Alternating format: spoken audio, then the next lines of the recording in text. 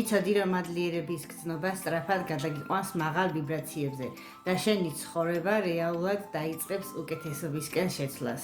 ეს არ არის ჩემი მოგონილი, ეს ფაქტია, რომელსაც მეცნიერება და პრაქტიკა ამტკიცებს. საუკუნეების განმავლობაში ადამიანებს გადარჩენისათვის უწევდათ ბრძოლა, რის გამოც ნეგატიური ემოციები უფრო ძლიერად არის განვითარებული ჩვენში, ვიდრე პოზიტიური. ეს ევოლუციური მექანიზმი იყო. საფრთხის სწრაფად შესამჩნევად და გადარჩენისათვის. რადგან ჩვენს რეალობაში მამონტებთან აღარ გვიწევს ბრძოლა და გადარჩენის რეჟიმიდან გვინდა გადავიდეთ ჰარმონიულ ცხოვრებაში, აუცილებელია, რომ ჩვენ თვითონ ჩამოვიყალიბოთ ისეთი უნარები, როგორიც არის მადლიერება, სიყვარული და სხვა დადებითი ემოციები. ეს პრაქტიკა გააკეთე მინიმუმ 21 დღის განმავლობაში.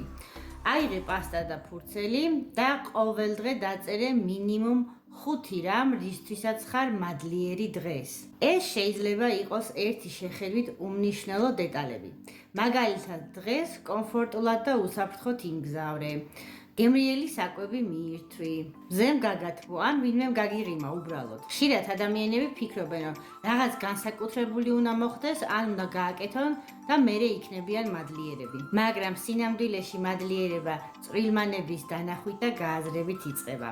დაიმახსოვრე, სადაც მიმართავ შენს ფოკუსს, იქ იზრდება ენერგია და შენს ცხოვრებაში მოდის.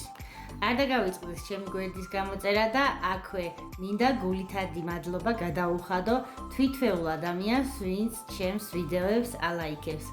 გიგზავნით სიყვარულის და მადლიერების გრძნობას.